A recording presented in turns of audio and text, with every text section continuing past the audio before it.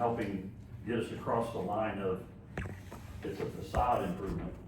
So, you know, structural, parking lot repair, those, landscape, those are facade repair items. So we're trying to get down to, I've highlighted very quickly, where I see us being able to help you. We want to help you. We're glad you're here. Absolutely, yep. And Lord knows we need one more pizza joint before. But, Not a Domino's. So now it'll be a Domino's pizza. yeah, that's all right. I'm not mad at you. So, I told you the first time you were here, we're gonna fall way short of your ask. I'm not mad at you for asking. No. And didn't we ask him to go back through and pick out the most important line items? I thought. I think we did, Mike, Yeah. correct, unfortunately, yeah. So, You wanna walk through which ones you picked out, Scott? yeah, as I'm looking at this sheet, Yes. okay? And we need to pick and choose what this committee thinks fits into our facade repair guidelines. And I think after this, you're gonna be the last one to see this facade repair guideline. We're gonna have to go a little more in depth. So as I start at the top, I see the parapet feature framing and substrates. The average there is really I guess 4,200 is kind of the in-between number. And then, Excuse me, Scott, yes, sir. since the recorders and stuff not working the way it should, I got my phone set up over here. It doesn't pick up the sound very good, so if you guys can all talk directly into your mic, that'll make the sound louder and I'll be able to record that better. Okay. Thank you. Is that better? That is better. That's good. I didn't want anybody to hear me. Sounds really good. So the parapet feature framing and substrates, the average is 4,200.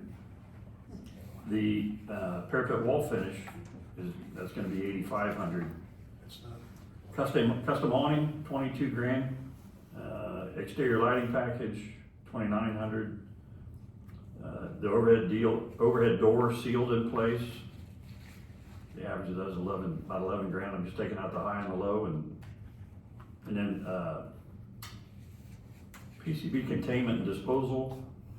Not really sure that fits in. The exterior paint, that fits in. And then down in the second section under structural, exterior masonry wall infill and crack repair. I think that's an exterior, or that's a facade issue that fits. What else am I missing that you feel fits into a facade repair from your standpoint?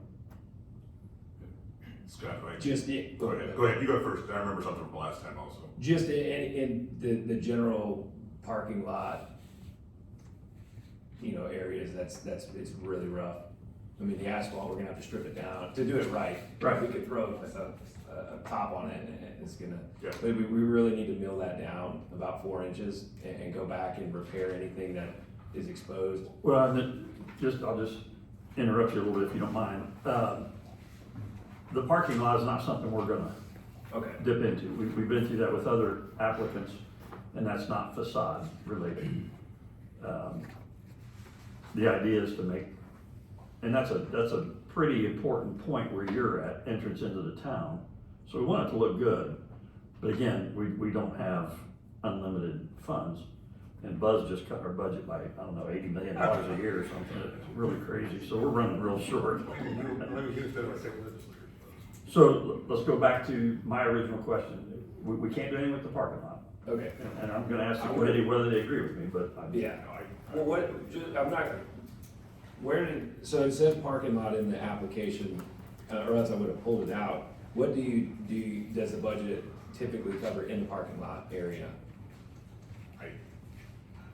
I can't pin that, I'm not sure, the last time I saw us approve any parking lot repairs, because the facade stuff generally gets pretty expensive, but it is in there, and it's another thing we've got to look at once we update these parameters. yeah, the parking lot repairs, I don't know that we've given anyone money for parking lot repairs. Do you recall any of that? Yeah.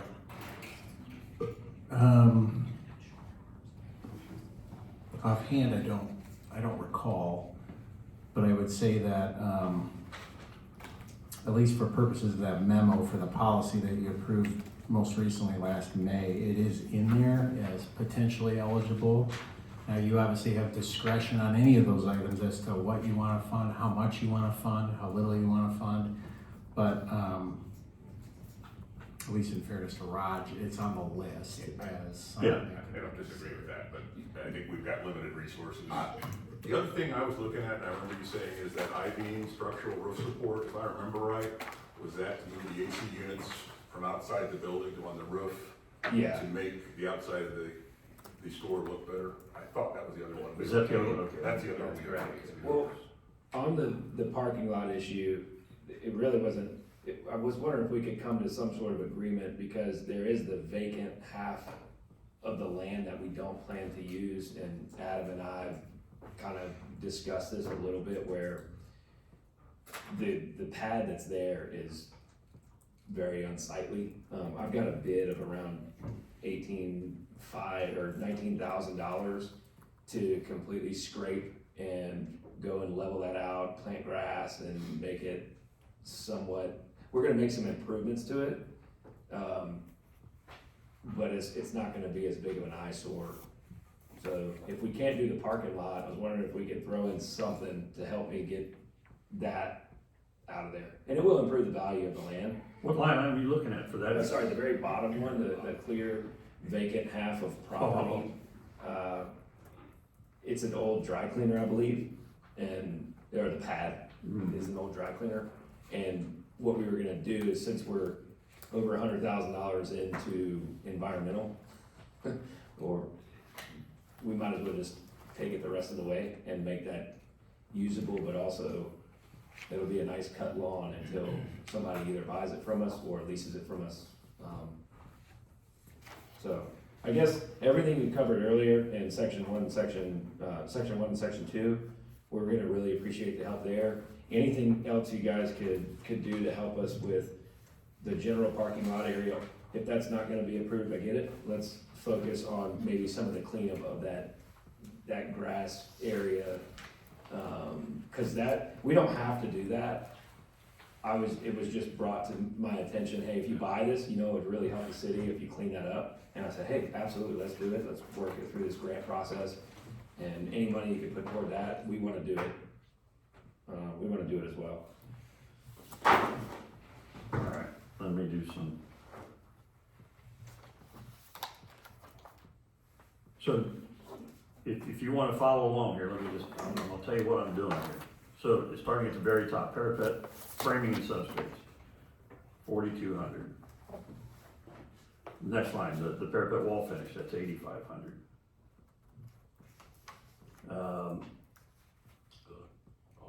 Awning, 22,500. 2,960 for exterior lights. 11,000 for the overhead door. 8 for the paint. And, 8,000 for paint. I-beam structural is 8,800.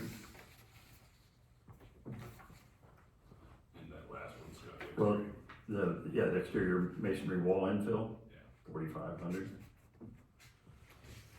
And then the clearing of the property, 18,000.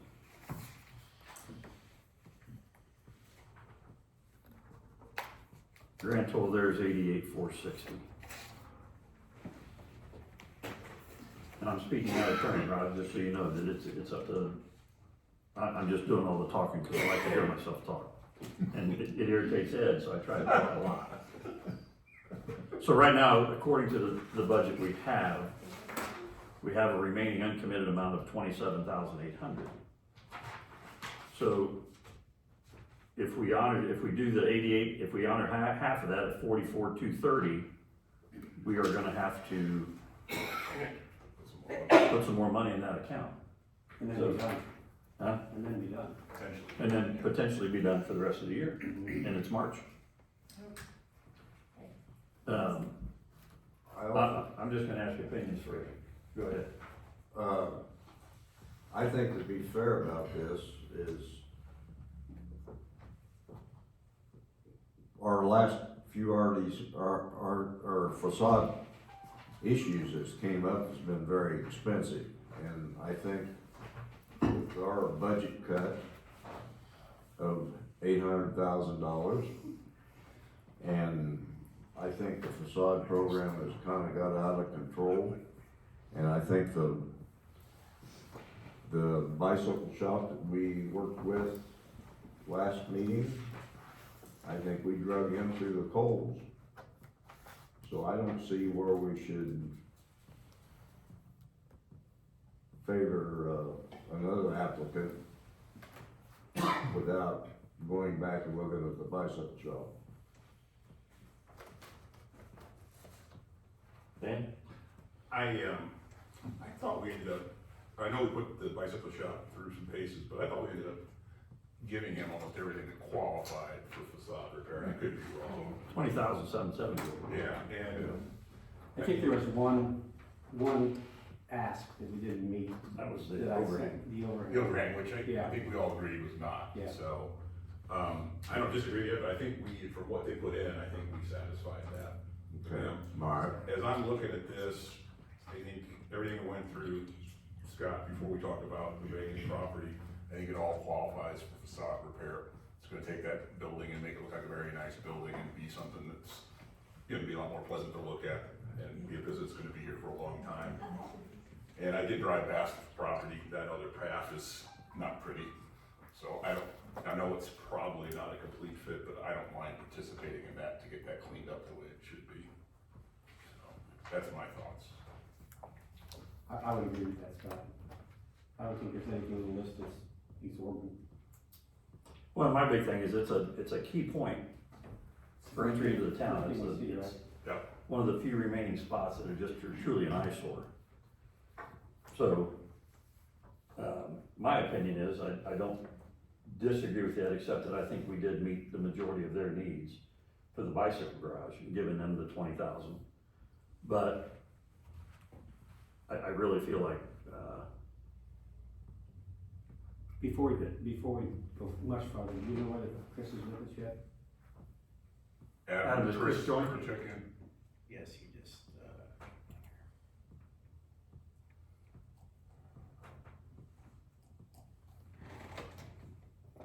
Chris, are you there?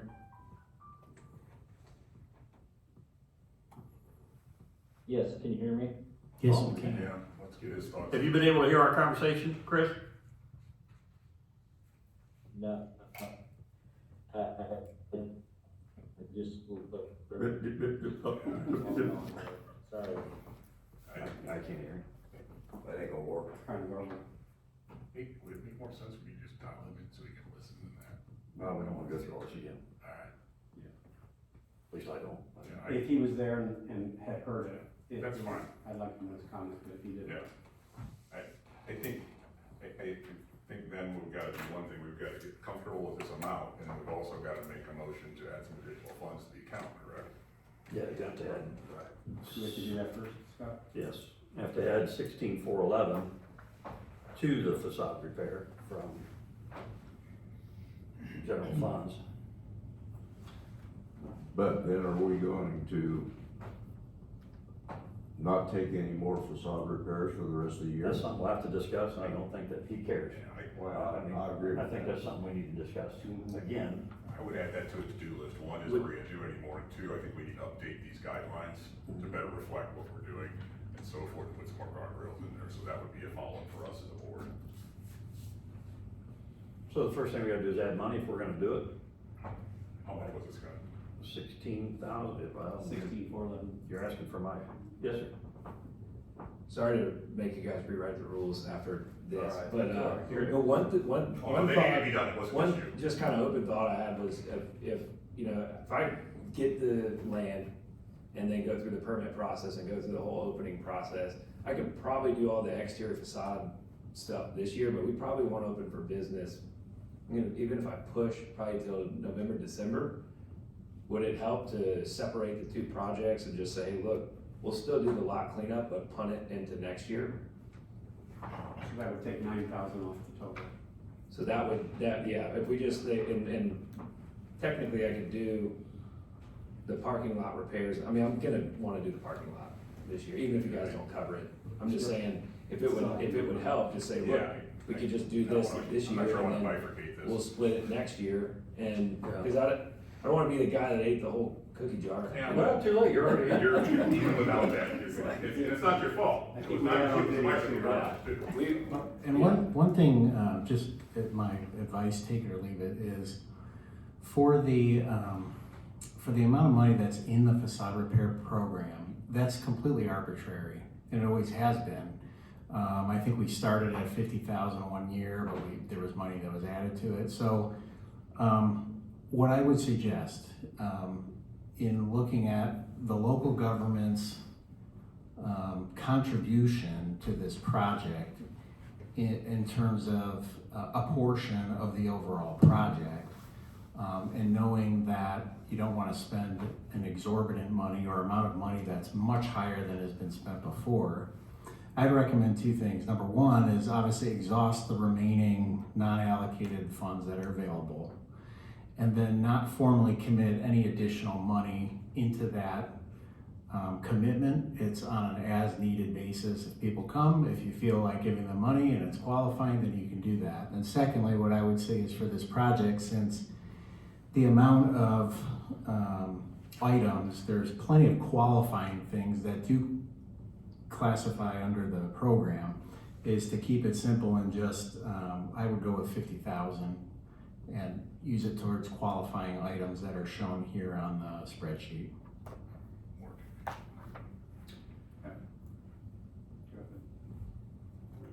Yeah, we don't have to nail down it to $44,230. We don't have to do that. We could round a number, but we do have to increase the facade budget. Yeah, I think he deserves a commitment from us to a dollar amount, and going back to your willingness to bifurcate it and throw that one part off, I'm not sure how I feel about that, because you could come back to us, whatever that is, and maybe we're in a situation we can't help you with that, so. The problem is, if we allocate exactly what we've said where it needs to go, and Yes. we can say where it's at. Right, I don't think our program allows for jockeying of money, yeah, second bite almost. so I'd rather do everything. I think my opinion would be is that we just stick with these line items. If something changes, come back and talk to us. perfect. Is that fair? Yes, so what was the total number when we? $80.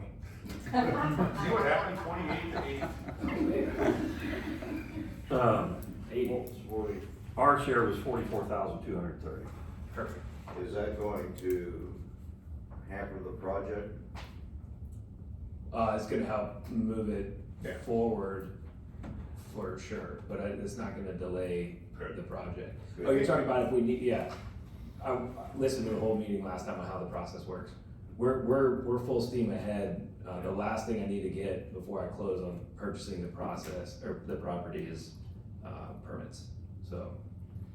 What I'm hearing then is, while you didn't get anything you asked for, there's nothing that's gonna stop you from continuing to move forward. We're gonna- That's what I we're think gonna do that. it The was only right thing expressed, that- and I'm glad to hear that. That may be different is that vacant lot. Yeah. So, Well, but, and unless you guys were including that in there. No, I think we were. Yeah, we clicked- We're- No, we're- we're full steam ahead. We're that was gonna do 18 this. grand, so Yeah. we're splitting that, but Okay, the thing to keep in mind is we're using averages. So the perfect example is your, which was I looking at? And you could pick some of the lower bids if you think you can save additional money there, and then, Well, the I-beam structural, I'm not sure how you got a bid for 3,600, one for 10,500 and 8,800. If that lands at $5,000, okay, that's $3,000 that you're not gonna need, that you come back and say, I didn't need that for that, can we move it here? right. Yeah, our contractor, SFB, it was a lot for them to put this in, cause not everything was, bid 2 wasn't just a straight line item bid, Sure. it was multiple. No, Sure. And then we tried to organize them by the value, but. We're not trying to nitpick it, We'll, we're, we appreciate it. we'll make sure that when we submit the invoices, there's not only the proof of work, you guys can have, we can look at lien waivers, whatever we can do to get done. But we wanna do the right thing, we wanna help this project get off the ground, so. So, we're committing to 44,230, there's 27,819 in there now. We need to bump that by 16,411, and we'll talk about everything else later. Take a motion to increase funding. First, I'd like to make a motion to increase funding to the facade grant program by $16,411. I'll second that. motion and a second to increase by 16,411. Any discussion? All those in favor indicate by saying aye. Aye. Any opposed? Aye. Motion carries. Is that Chris? Is he opposed? I said aye. Okay, that's what I thought. No, I was for that. Okay, good Thanks, deal. Chris. All right, and then a motion for the 44,230. Motion to approve the $44,230 for this particular project for the facade grant program. Second. Motion and a second to approve 44,230 for the Domino's. Any discussion? All those in favor indicate by saying aye. Aye. Any opposed? Motion carries. Congratulations. Hey, thank you guys very much. Thank you for the artist rendering too. You guys wanna leave it there? No, it looks good. Are you gonna hang around for a minute, or you? I can hang around for a little bit. I do have to go at some point, a little early tonight. Well, I can go, I'll email you. Yeah, Okay. make sure I'll get to the mail. Okay. I'll use this page to email you exactly what we're talking about. Okay, all right, really appreciate it. All right, thank you very much. Thank you guys. Thanks, I Al. like the patriotic shirt too. Yeah, thanks. All right, on the new business, annual report. RDC to consider approving the annual 2025 annual report. Yeah, you guys all have a copy, have you received a copy? Good. I have a couple extras. Yeah, I got one. This way showing up. Yes. Yeah. Oh, there it is. No, that's the. Hold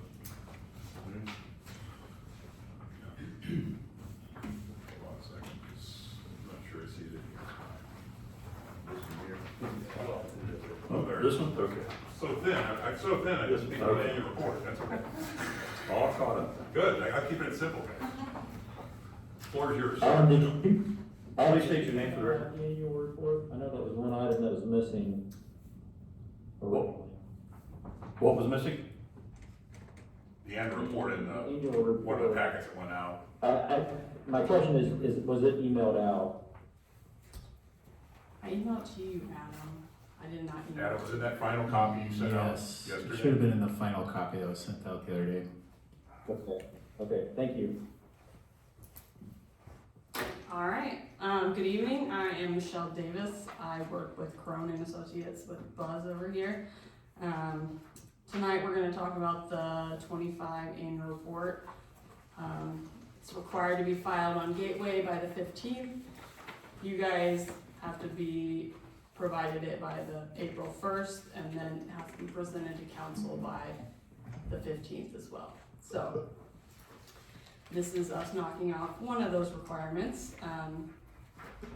We're gonna go ahead and go to the page one, or, yeah, this is just, I guess, the second page.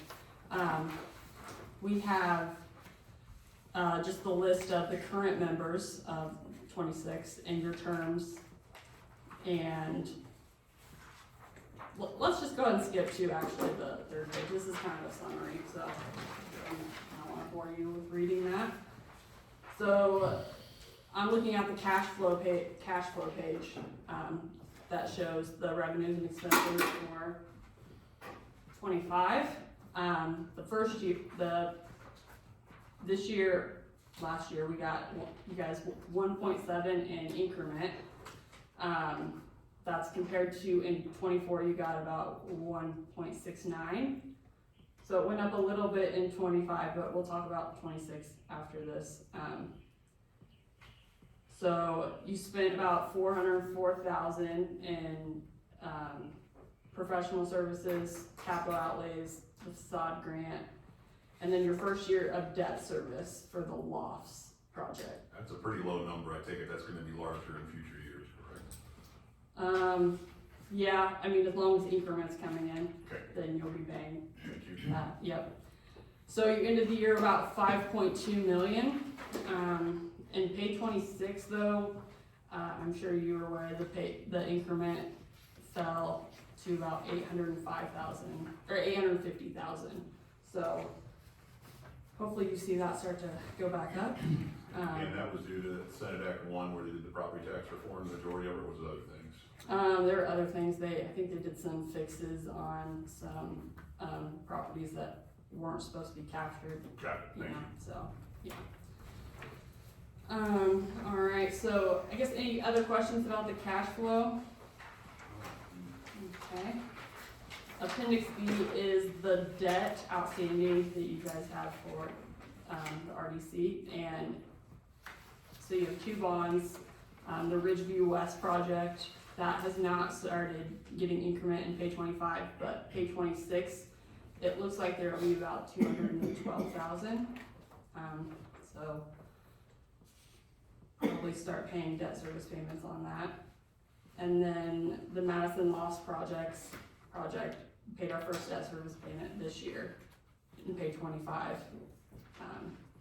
So, and those bonds are secured just from those designated parcels. They didn't start the life of the full tip areas. Alright, and then appendix C is the parcel listing. I don't think you want me to read No. all of those, but Well, let's go through line item by line. Talk about each I'm one. trying to lose that pretty quick. yeah. Got a lot. So I guess that's pretty quick and simple. Do you have any questions? Happy It's to maybe answer. for you and or Buzz, I'm looking at 2 pieces of debt outstanding. I take it on the, Ridgeview West project, since it's really, we're not getting any credit off that yet, we have not made any type of a debt service payment yet, is that correct? Those 2 deals are developer-held bonds. Okay, perfect, that's what I wanted to make sure of. The only increment either one of them will ever get is what comes off of their property. Perfect, and we're not getting hit up for any additional interest, It's or not interest coming or anything off, else, correct? it's not coming out of the 850. Great, that's all I need to hear. Yeah. I wanted to make sure. And then on the smaller one, what's the, I know we paid that 34.8 thousand. That's sort of the same story. And which one did Hageman buy? Did Hageman buy the 22.5? I think The developer. he did the Ridgeview, the 2.5. Right, okay, and then who bought the 636, do you remember? You The know, lofts, I mean, we paid the loft, Yeah. you paid the loft, so I, the Madison Loft LLC. Okay, perfect. The Just playing developer. catch up. I wasn't. Oh, that's fine. Those are good questions. And we've got this all squared away, between the auditor's office and the Good. treasurer, so that, it won't come out of the 850. All right, thank you. alright. you. Any other questions? I'm good. Great job, Alright, appreciate it. thank you. Man, that's a lot of people. Yeah, it is. I'll look for a motion to approve the annual report. Motion to approve annual reports. I'll second. Motion and second to approve the annual report. Any discussion? Hearing none, all those in favor indicate by saying aye. Aye. Any opposed? No, Sorry, Chris, I'll try to remember to wait for it. A little time delayed. Ran a little bit. we're late on your end. All right, next item on the agenda is B, Madison Trace. We have to make a motion to go to a public meeting, right? Yes. We have to make a motion to adjourn the RDC meeting, a public meeting, for the purposes of, I'm gonna hand you guys a few things here as we kind of get settled on this one here. These are all in your board packet, but I have some resolutions that are in So your make a packet. motion to adjourn the RDC meeting. Yeah, if you want to show And us. to open a public hearing? We open the public meeting. If you're okay with it, I'd like to make a few statements, just so the public Okay. aware, whoever's listening as to what it is, Okay. and then maybe we can take Okay. public comment if that helps, because it will sort of illuminate what we're doing here. Okay. I'm gonna grab my notes here.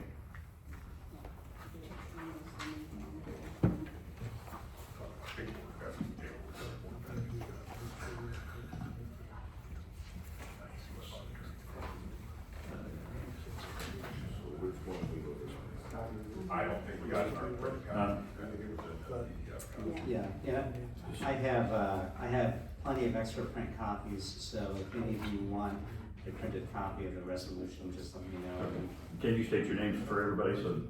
yes, certainly. Commission members, my name is Dennis Auden. I'm with Bose McKinney and Evans. I'm a partner of Alex's. I do bond counsel work, economic development work, and have done a number of issues for the town over the years, and work with Buzz and Joe and Adam and the whole team here. And so we have an exciting project to talk about tonight, which is the subject of this public hearing. And I'll talk a little bit, and then we can kind of have the public hearing, and then we can close it, and I can present the resolutions in a little more detail. And Buzz will probably have some things to say about the financing side, and then Adam and Joe, if you all have anything that you want to say about the project itself. But this is the Madison Trace project, and what we're looking for here at this public hearing is a discussion about the projects that are proposed to be financed by a bond issue that will be issued through the Redevelopment Authority. And I can see that Tanya and Nancy from the Redevelopment Authority are here. And at some point, we'll want to formally open your meeting to kind of consider your resolution. But the presentation for that one is the same as this, it's the same topic. But what the town has entered into a development agreement with Madison Trace Apartments to develop the Murcho property into a multifamily mixed-use development that will hopefully also include at some point some industrial development. That land out there doesn't have the necessary infrastructure right now.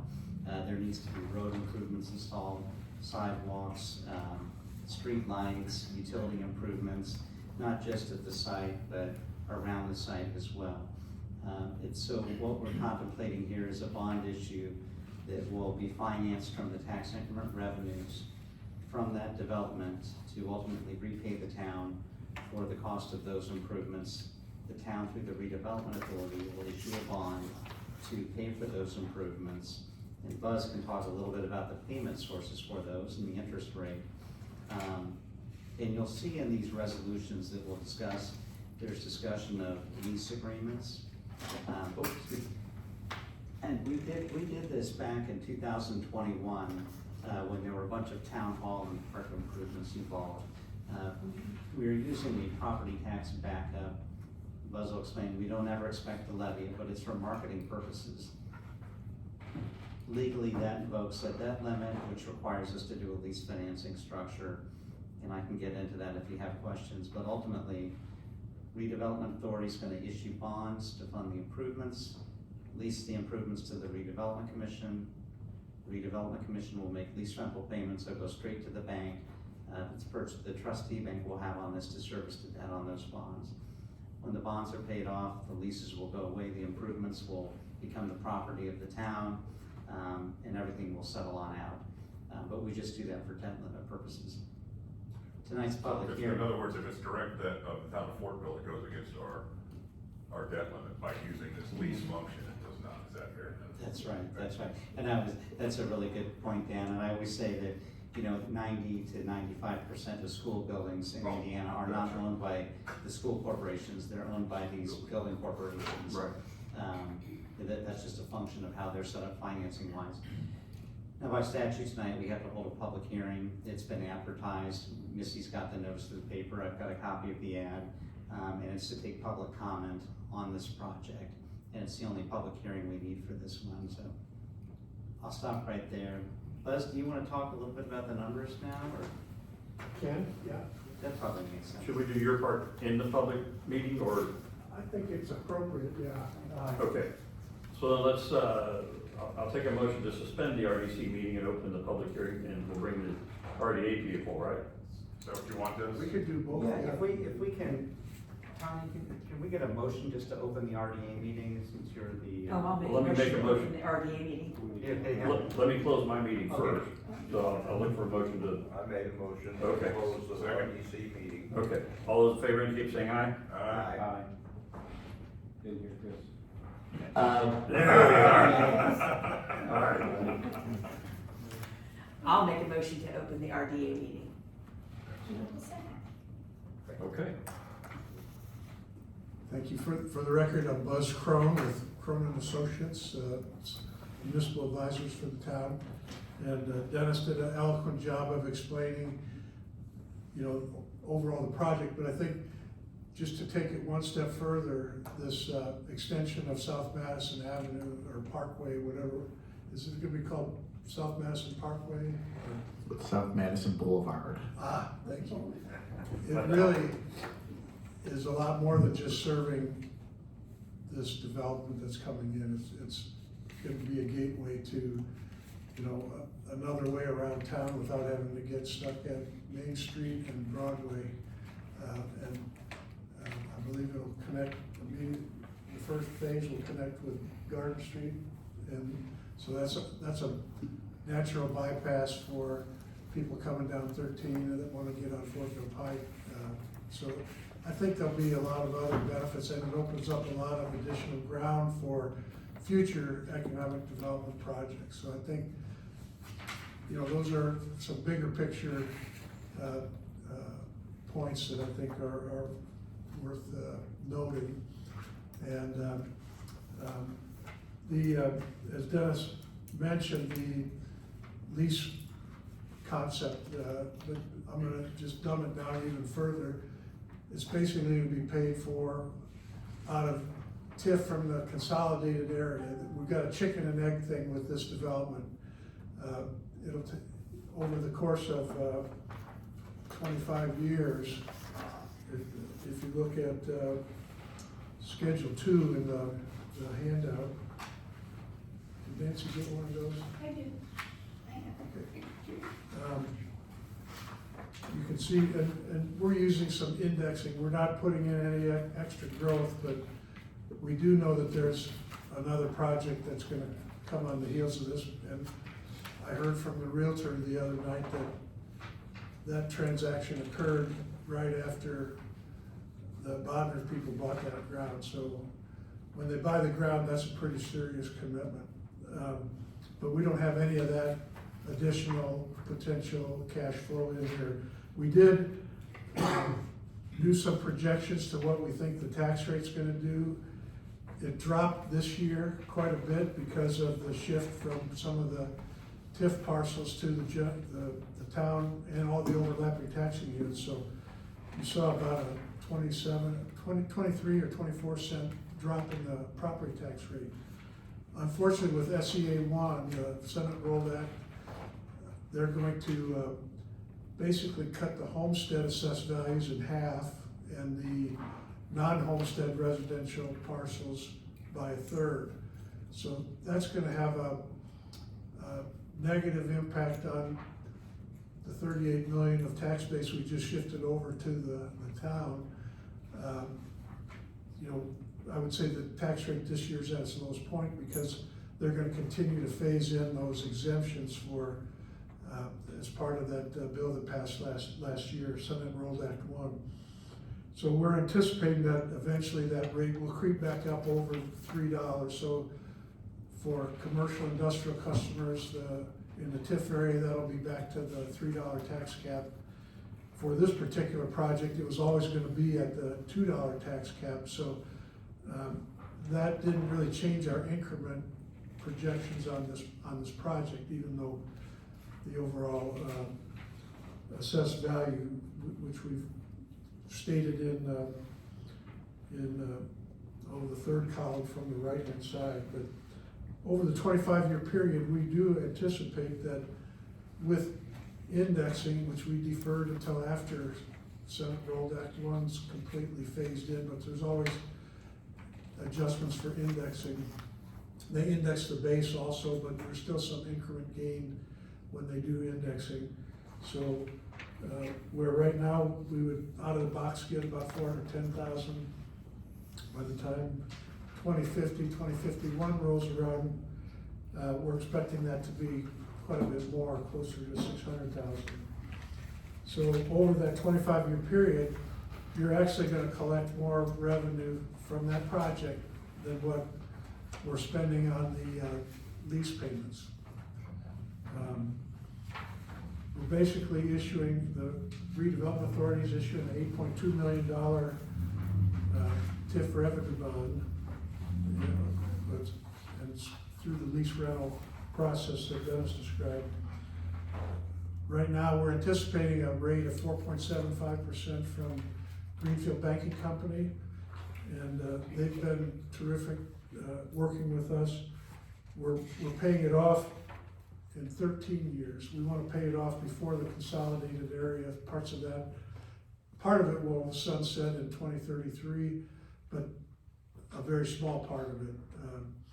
The rest of it should go out till at least 2040.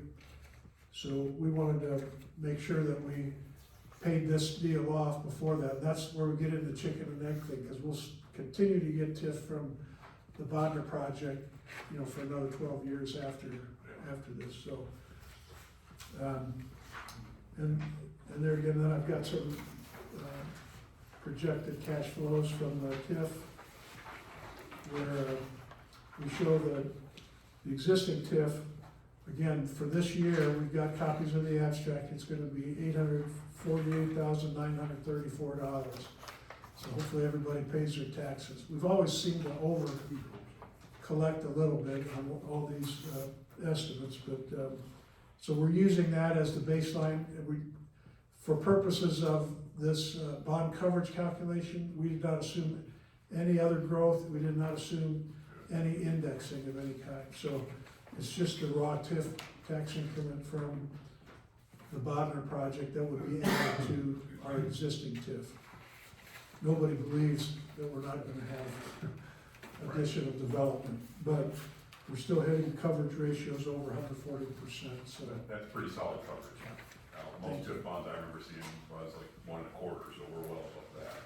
I think part of that's because they're still relatively new TIF districts, so. yeah, but you work with an agency that is or did work with them that's a little more lenient to the issuers than the open market. Yes, and that makes sense, but on that point, I thought Greenfield Bank stepped up and gave us a very competitive rate of 4.75. And we can call them at par value after 7 years. So if things are going better, then we can pay it off even earlier if we have to. Right. Okay. We'll have it, and we could pay it off earlier, but we'd have to pay a 2% early redemption. Kind of a make-whole call provision almost. Yeah. But we got them at par, we can call them at par after 7 years, and hopefully, this guy sells a lot of pizzas and we capture some of his tips. But, so that's our report that I think is relevant. And again, I think this is really the tip of the iceberg for this new venture that Joe and Adam have sort of orchestrated with this developer to really do some things that in the long run will enhance the traffic flow for everybody, and you get more bodies downtown using all the local businesses. Sorry for being so long. I would just add one thing. Buzz has it in his report, but we are going to get a taxpayer agreement on this project from the developer that will guarantee a minimum tax payment of $400,000 a year until the project stabilizes and generates that amount of payment that will drop off. That's a further safeguard for the town on this, just an assurance that we really don't expect to ever dip into that. And that taxpayer agreement is a superior lien on the property. Oh, okay. We don't expect to ever need that, right? But No, but it is, you know, the town's putting its credit behind this issue, and that is the safeguard for the town, I think. But it's just a backup though, right? It is just a backup, and it's just for further security for it, that we're getting that taxpayer agreement. As long as we never call it, it hasn't done anything to affect things, correct? That's right. So I think we got enough cushion here it makes me pretty comfortable it's not gonna happen. Yeah, I mean, the reality is, there's enough increment to service the debt. But if they fall below that $400,000 threshold, that just gives us more. Yes. And that's our expectation. We want to make sure we have a good, solid investment. They're going to build what they say they're going to build. And that's what got us a better interest rate too, correct? Yeah. Yeah, I forgot to mention that taxpayer agreement, that until they hit that, threshold where they're producing that 400,000, they would be potentially on the hook for, But then once we hit it, it rolls off, correct? Yeah, they have to hit it for a year. and That's then- fine. and then, yeah. Tanya, it's your meeting. Like, yeah, and I guess, I'm a member of the general public right now. do we maybe wanna take questions from the general public and close the hearing? And then, however we wanna do this, we need to take your resolutions, and then we also need to do your resolution as the redevelopment authority, so we can do it in any order. Well, we wanna do their business while they're still got their meeting open, right? Yeah. Yes, we can do that. So I'm happy to do that, and I said, technically, the hearing is still open, which is fine. So Tanya and Nancy, you have a big resolution in front of you. Yeah. Do we have a number for that resolution? Do we have to announce a number for the resolution, We do need a number for the twenty resolution. twenty-six 3A or, 2026 3A? yeah, Okay. However you wanna do it. We would have the RDA resolution. yeah. Yeah. Because they use the same numbers and that's the RDC. It's gonna be, yeah, So, RDA 2026 3A. okay, so I'll explain to you a little bit of this resolution, and it's very similar to the resolutions before the redevelopment commission. Yours is in one, theirs is in two, and there's a reason for that. Your resolution authorizes the issuance of not to exceed $8.5 million of bonds for this project. Now Buzz mentioned 8.2, that's what we really expect to issue, but there's just, we always put a little cushion in there. It approves the form of lease agreements for the financing. There's two lease agreements. One is with the redevelopment commission, which is kind of the, we'll call it the big financing lease. That's the one that leases the roads over to the redevelopment commission to pay the lease rentals to support the bonds. It also approves a lease with the town, and the town is leasing temporarily existing roads that are gonna be part of the mix of leased premises.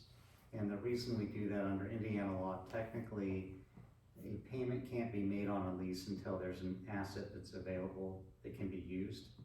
And so that gives us a temporary period where we can make the lease payments, we don't have to capitalize interest. That saves money for the town, you don't have to borrow for interest payments. And it also gives the lending bank, in this case, an assurance that even if the road project got delayed, there's an asset there to support the payments. So you have those two lease agreements. We also have a series of financing agreements that I have in a stack over there. A trust indenture for the bonds, a bond purchase agreement, a lease addendum, and there's some other agreements, if they were needed. We don't think they'll be needed here, but an official statement, the continuing disclosure agreement. They're all approved in that resolution. And then the term of the financing is up to 20 years is approved. Now Buzz mentioned 13, we just put that add flexibility in there. So that's what your resolution does. It's the one resolution you need to adopt to move the financing along. And I'd be remiss to say the council at its earlier meeting adopted a similar resolution approving this whole financing. And so we'll have your approval, the redevelopment commission approval, and the council approval, all as part of this. I'll stop there, and any questions that you all have? So we need a motion to approve the resolution and a vote by the redevelopment authority. I'm sorry, what you said is, yeah, I know that, but finish what you're saying. I was gonna say, we need a motion to approve the resolution and then a vote of the redevelopment authority members. Okay. Okay, I'll make a motion to approve resolution number 2026-3A, RDA, resolution of the Town of Fortville Redevelopment Authority approving and authorizing the execution of lease agreements relating to the finance of local public improvement projects serving or benefiting certain economic development areas in town, authorizing issuance of lease rental revenue bonds in connection therewith, and approving and authorizing the execution of financing documents related thereto in an amount not to exceed $8.5 million. I'll second.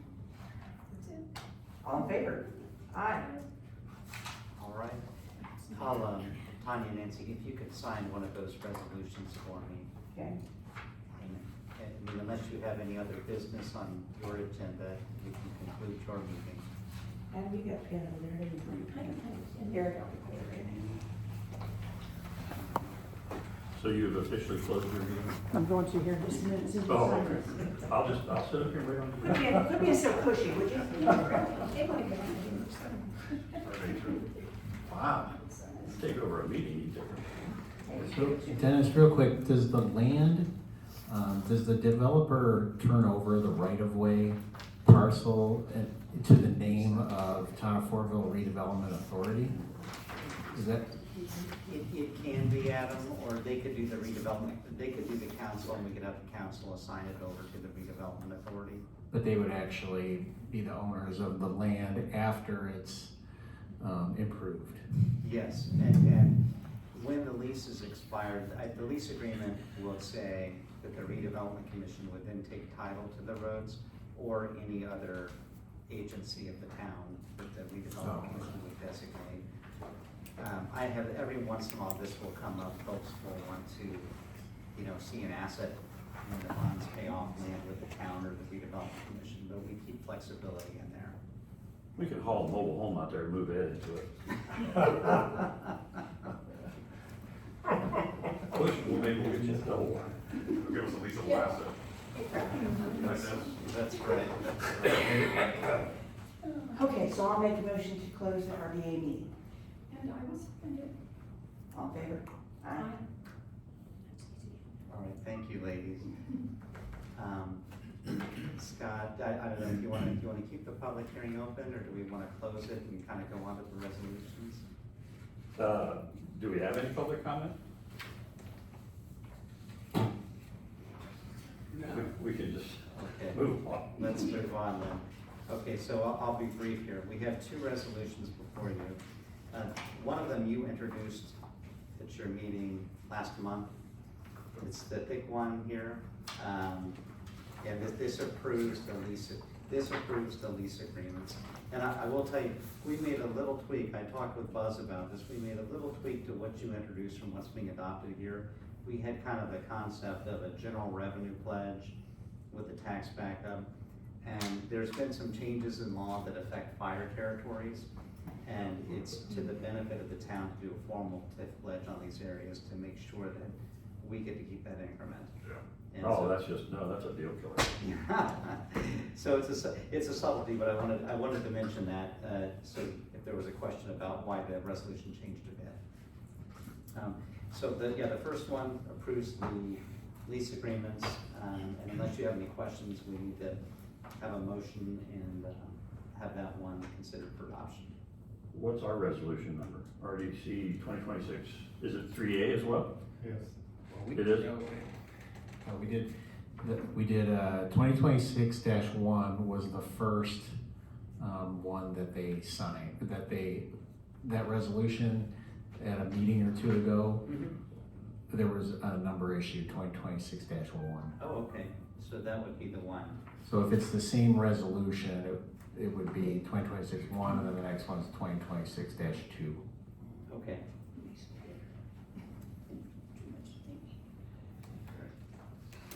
2026 Oh, do I have to close reopen our RDC meeting to?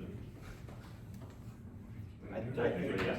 Yeah, I think we're in it, but if you wanna. Well, let's make it official.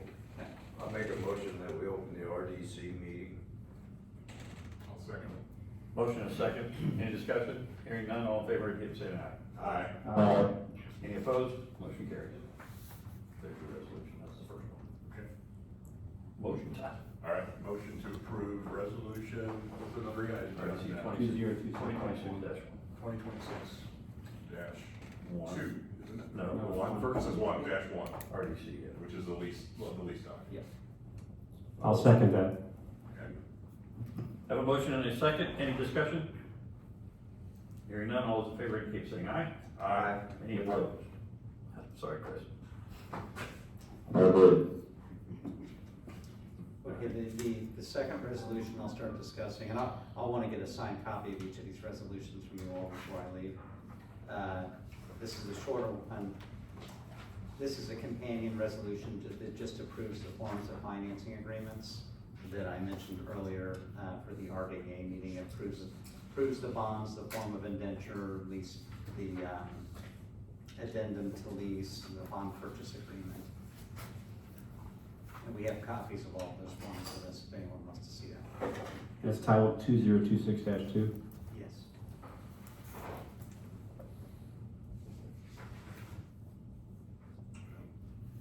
I'll make a motion to approve 2026-2. Second. Motion to approve 2026-2 for the RDC for finance. Have a second. Any discussion? All those in favor indicate saying aye. Aye. Any opposed? Motion carries. All right. Thank you all. All right, Thank you, Dennis. Thank you. that's it for Madison Trace, right? No, South Madison Boulevard. It's on my agenda as Madison Trace. You missed it. Enough out of you. All right. Item C, Ember Coffee, conduct a public hearing, consider approving a request for RDC endorsement of a liquor license for Ember Coffee. Hi. Hi, I'm Dawn Fisher, and I'm one of the owners of Ember, and we are requesting a riverfront liquor license, as we are transferring one that we have now across the street to what used to be the wine garage, which will be 305. The least complex thing we have to do today, I think. I hope so. The what, I missed it? It's the least complex thing for them. Oh. So the other business across the street, I'm sorry, I'm relatively new Fortville. That's okay. It's been known as the wine garage. Oh, yeah. They let go of the lease, and so we are taking over the lease, Oh. the Dixons. So we will be leasing that out. Okay. It will be a new concept Okay. per se, cocktails, and wine, and small plates, and so it's gonna be a. You're asking for it on So behalf of the business. we're or- transferring the one that we have at Ember right now. Okay, And so Ember needs one because we do Got it. have, so Yep. we need a triple. So right now we have the beer, wine, and liquor. Okay. And so we're asking for a riverfront for Ember. okay, thank you. You're welcome.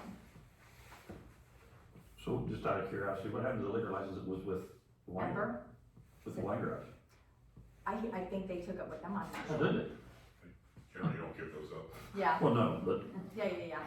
when I sold my bar, I just sold the liquor Just sold license. the liquor. Well, we didn't buy the bar. We are actually just doing a new lease. So Oh, we're not okay. buying the wine My garage. It's misunderstanding. known as the wine garage. I'll just sit here and mind my own No, business. that's okay. I probably didn't explain it well. No, I'm sure it's me. No comments, Tanya. Yeah, their lease was up, and so we just decided to take over the building. Okay. So what we're doing is we're approving it, but it still goes before the Alcohol and Tobacco Commission, right? This is step one, I Yeah. think. I believe so. Yeah, this is step one. It's a lot of you taking. We just give them a letter. Correct. Okay, yes. Motion to approve liquor license request of Ember Coffee. Second.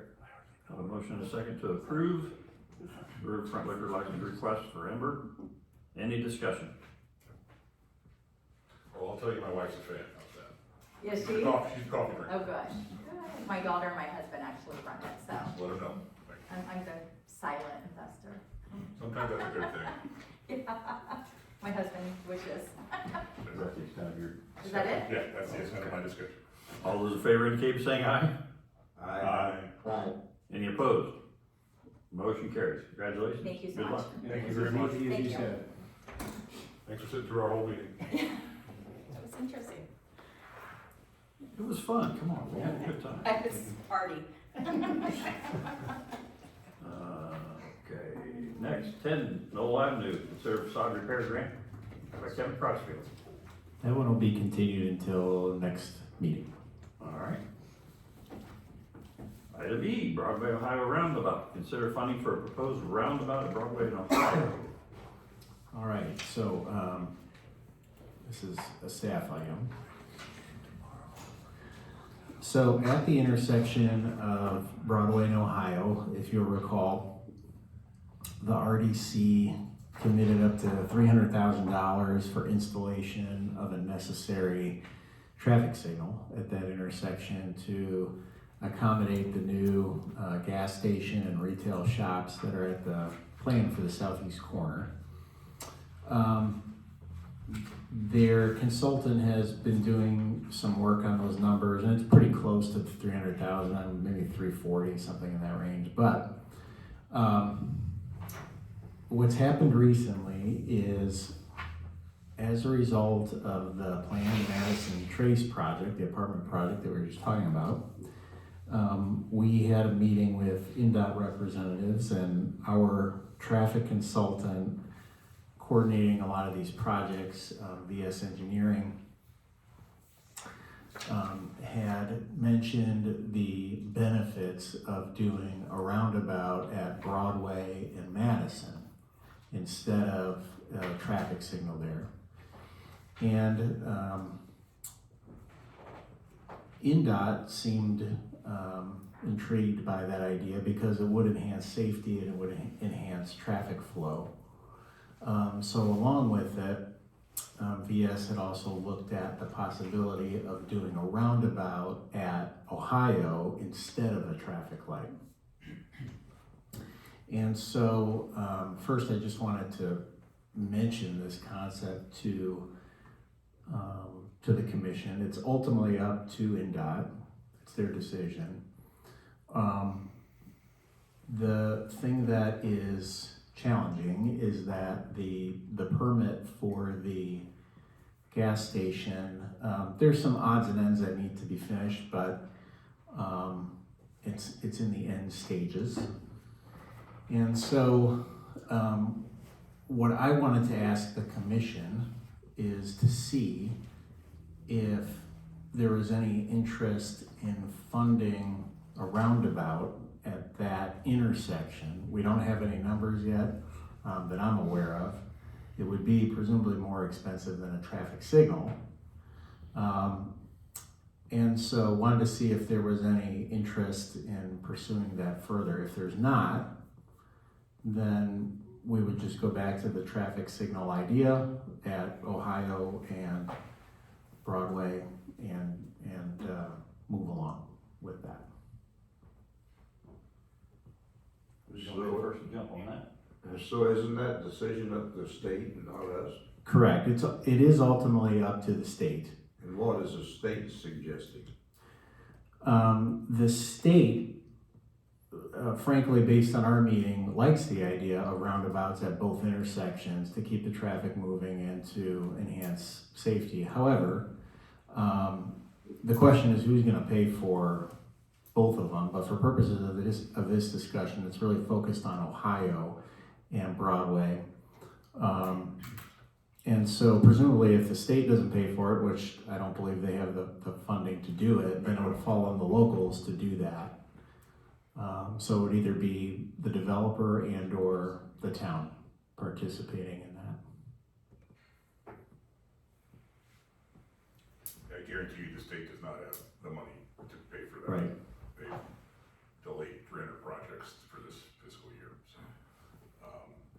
So then, what are they planning on doing, you know, that other one, are they planning on doing a roundabout or a light? I can't remember what you said. They would both be roundabouts. So one at Madison out here, and then one at Ohio and Broadway, potentially. There's, to be very clear, nothing's carved in stone on either one. These are just discussion items that we've had with INDOT. The funding for the Broadway one, the Broadway and Madison one, is actually a little bit easier because based on the improvements that would be necessary to bring that intersection up to that fourth leg, what the consultants are saying is that the costs are actually comparable between reconfiguring it to put in the fourth leg and putting in the roundabout. That's what they're alleging. It's not my realm of expertise on that. So again, for purposes, well, I would say at the low end, it would probably be 2 million. At the high end, it would be, NDOT had mentioned 5, which seemed very high, but it could be somewhere in between. Having experienced that up in Fishers where we had a budget and then all of a sudden it was twice that, I wouldn't be surprised. Yeah. Greenfield is looking at one right now, it's 3.6 million. There you go. So probably split the difference on the two. Pretty big taco. I don't think that's bid number yet either. Yeah. So let me, clarify, now you're saying that you're wanting us to finance a roundabout at Ohio and Broadway? It's not me personally. I'm, Well, I know. Yes, yes it is. I mean, you're suggesting. Get your well, I checkbook was out. suggesting that if it is to happen, the RDC would likely be the only logical funding venue for that, since the state would not do it anytime soon, if at all. And the developer, to pay that full cost of all those intersection improvements would obviously be very expensive to do that. And then if they do that, where's the other ones they want? Then the other one would be here at Broadway and Madison. But that one's separate because that's tied to the Madison Trace project that you were just talking about. So really, for purposes of tonight, if the answer, in my view, if the answer by the RDC is no, we don't want to spend any additional money on that intersection, we've committed to $300,000 for a light, and maybe if there's a little bit more that might be necessary, so be it, but we're not gonna pay for $3.6 million for a roundabout. As I'm visualizing it though, if we're gonna have a roundabout at Broadway and Madison, that's gonna stop some of the backup at that traffic light there right now, correct? Because right now, that rush hour, what we call it, is a backup. Then if we put a light at Broadway, Ohio, then all we're gonna do is see the backup just start there instead of the other spot. But I think the price tag is, that's pretty significant. Let's put it Where you at, Mike? They're gonna do it anyway. Well, They decide. well, the one they are, the other one is, the other one's somewhat in our hands, isn't it, Adam? I'd say so, yes, We're gonna because, do the one at Broadway and Madison. yeah, to keep it simple, I would look at it this way is, if they have that second roundabout on Ohio, the traffic system will work better because there'll be that continuous flow. Right. The question is, do you as an RDC believe it's worth $3.5 million to have that efficiency versus what you've already committed for a traffic signal? And that's a decision that you have to make. No. Joe, I'm curious what your thoughts are. My thoughts? Yes. You've been here longer than. Did he, I think he should have said brief thoughts. Yes, yes, we're pushing it. Please state your name for the record. Joe Renner, town manager, and I will keep it brief. What Adam's alluding to is the conversations we've had with VS Engineering and with NDOT. Is this on? Is it? I think it should be. Okay. I think the reason why the roundabout came up at Ohio Street is with the traffic light being there, and then considering a roundabout at Madison Street, keeping that traffic moving at Madison. If that light stays red too long and starts backing traffic up, that roundabout then kind of doesn't work. So that was the reason why they were kind of looking at it. And it's, and again, it's not a done deal, it was just a consideration, something to think about. All right, I tend to agree with the crew here, that's a pretty. No, we haven't heard from Mike yet. Sorry, but I think I was reading his body language. You're right. You're right. But I'm still not convinced that if we hold to our 300,000, the state's not gonna come in and say, no, that doesn't make sense. Because of the traffic flow, we're gonna go with the roundabout, and then we're gonna be, Well, but then it's gonna be up to them. but we'll still have to fund it. No, I don't think so. It would be up to them saying. We're committed to helping with the traffic signal. Yeah. And actually, in my opinion, Dennis, you could answer on it. If they don't do a traffic signal, they do a roundabout, our commitment's void. Because we committed to a traffic signal, right? Yeah, that would be the case, yeah. Okay. Yeah, What would end up happening is if the traffic signal that you guys committed to is the only thing that you're gonna fund and pay for, if NDOT comes in and says, that's not gonna work that intersection, that gas station doesn't work, and then that project just goes. the gas station. So, because I think, from my understanding, the way that the gas station, the only way that it would work is NDOT said that there needed to be a traffic light put in. Yeah, I get that part. So it looks like the general consensus, I've not spoken yet, but the general consensus is new. Am I correct? Correctamundo. Mike? No. Okay. Makes sense. How about Chris? Chris? Chris, you still with us? Hopefully he's in the- Yeah, I'm here, I'm listening. Where are you at on that? Are you a yes or a no?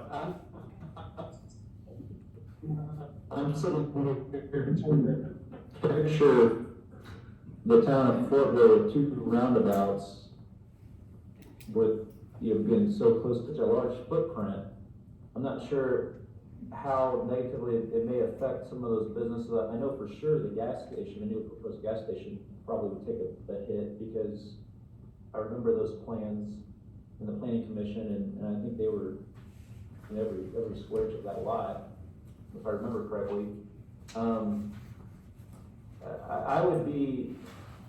I would be not in favor of supporting the roundabouts.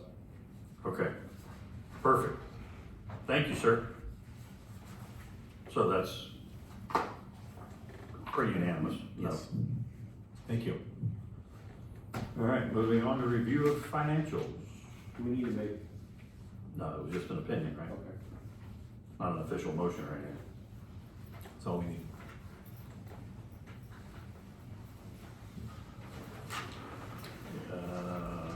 Financials. Any questions on the financials? What's the rentals construction about? That's,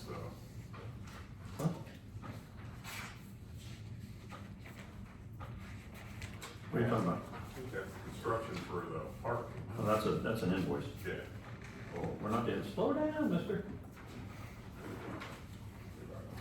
Talking about this one, correct? Yeah. Yes, that's fine. I don't see it. Okay. Motion to approve financials. Make a motion to approve the financial as written. Second. All of in favor indicate saying aye. That's it. Invoices. Now you can ask your question, Nick. Explanation. On the rentals invoice, this is that for the work, construction work we're doing on the park? It is.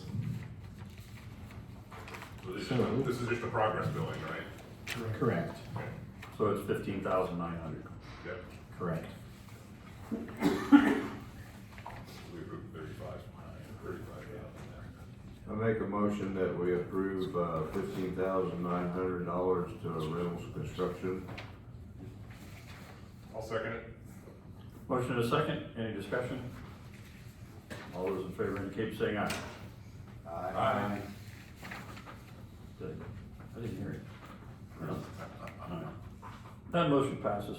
Public comments. No public? Staff comments.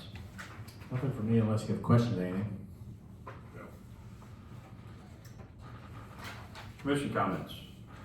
I think we as a board have to figure out how we want to address that facade. Yes, I think the facade guidelines and the facade for the rest of the year should be discussed at this time and decisions be made.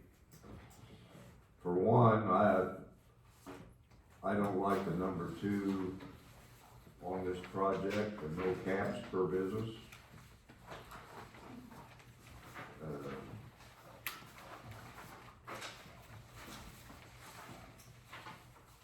I just don't know how we're gonna do the rest of the year, because there's gonna be people coming in here wanting some facades.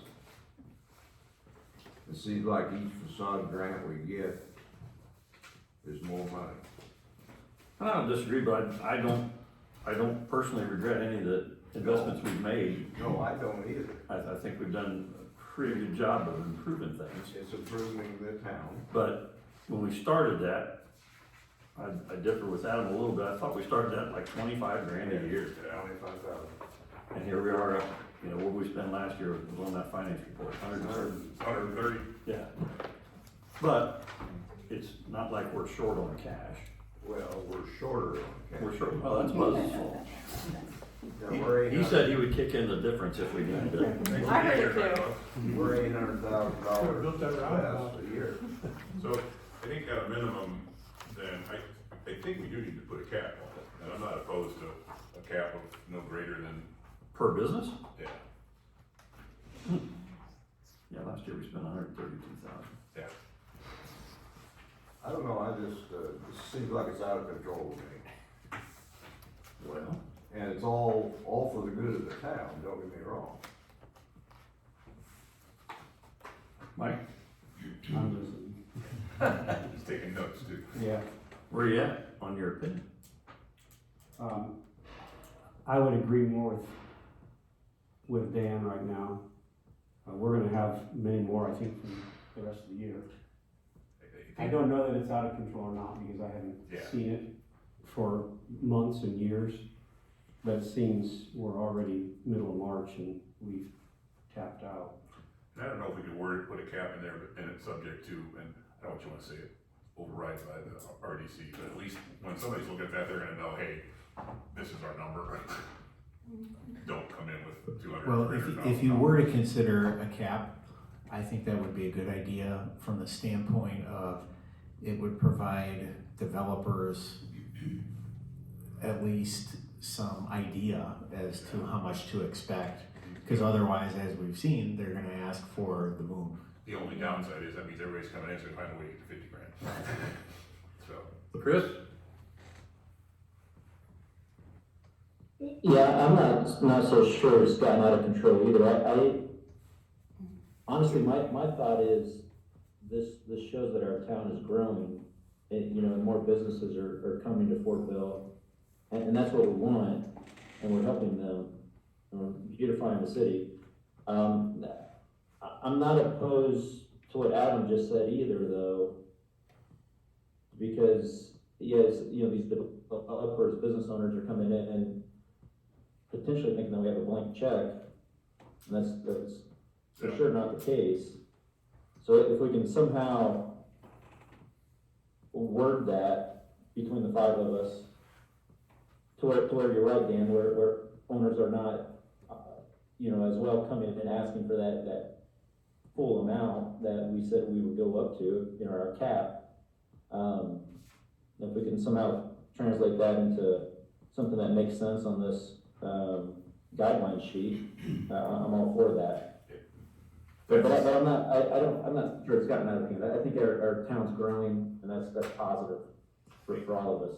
I think, one, you're right, Chris, because if we put some stricter guidelines in on what's allowed, I think by carving out the parking lot or parking lot repairs, that took a lot of things off of the guy's quote earlier tonight.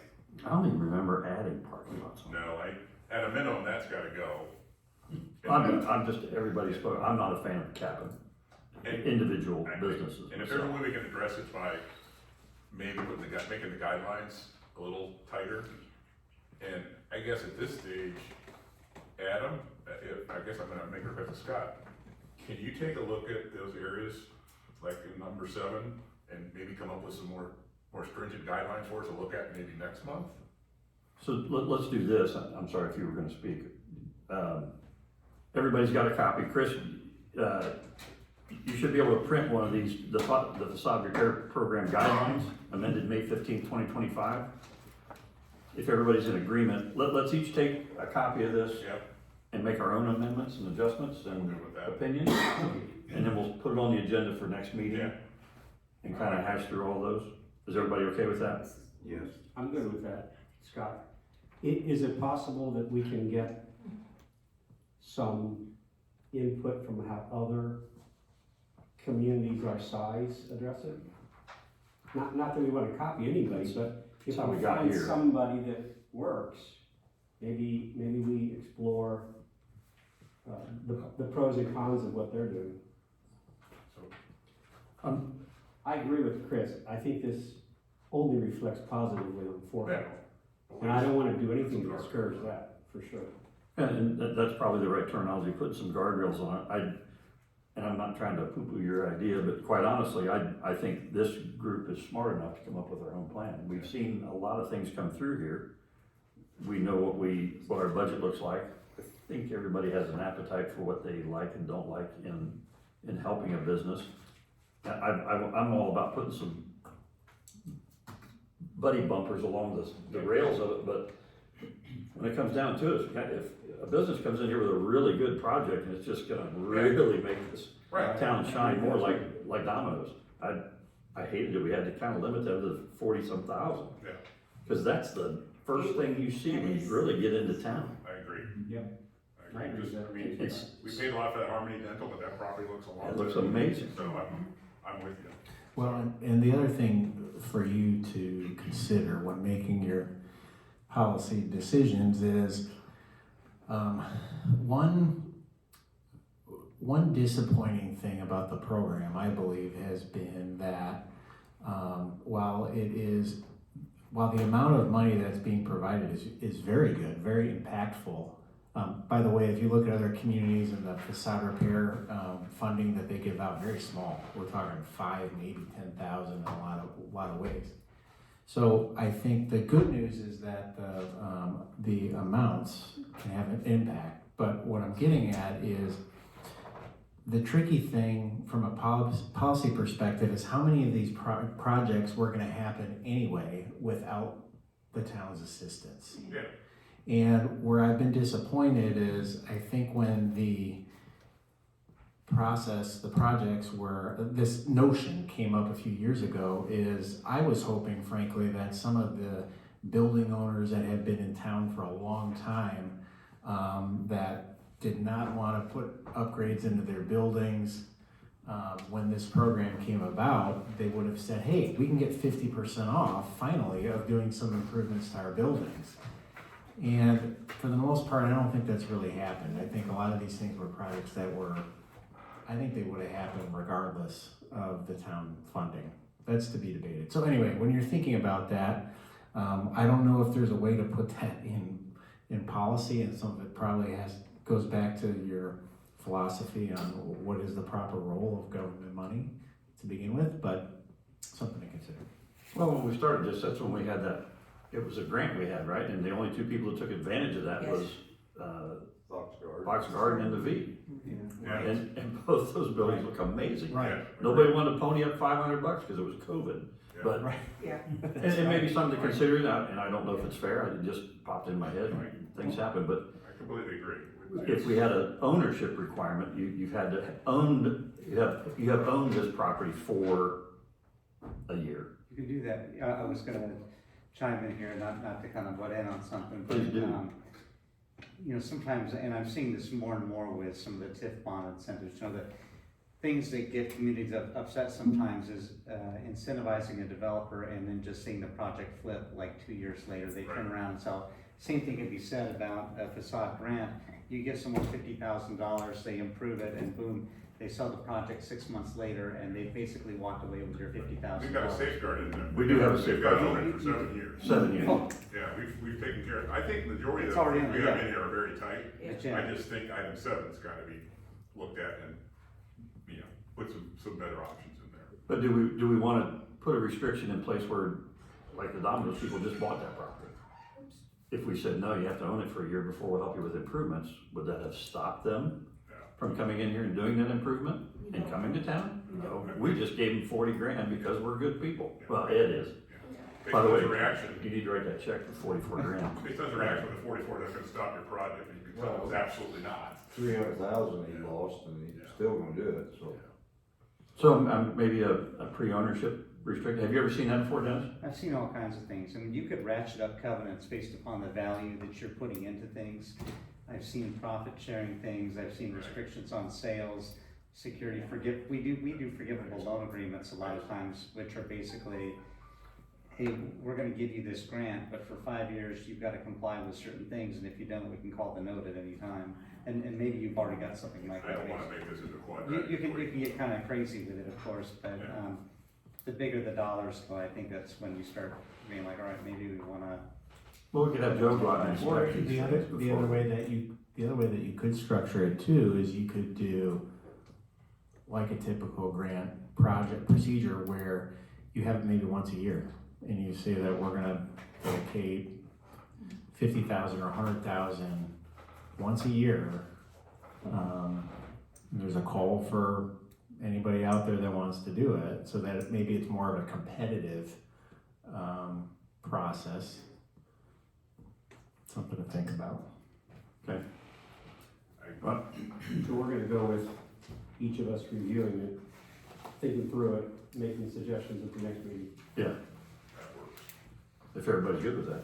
I mean, it's not mine to say yes. I think that allows us to have some time to think about trying to do. I just think, trying to do it I on the just, fly here. one reason I brought it up, I think it needs to be looked at. I don't disagree. Chris, you good? Yeah, I'm good with that. Okay. Sounds good to me. I shuffled all these papers and moved my agenda. Was that it? Are we done? I think that's it, yes. That was more discussion. All right, looking for a motion to adjourn. Motion to adjourn. Second. All in favor, indicate by saying aye. Make sure we get documents signed for you, Dennis. Yep. Guys, don't leave yet. Thanks, Chris. Thanks, Christy. Enjoy your trip. You guys, I've got one more. This is the. Does she still get cash on it? You can take it off and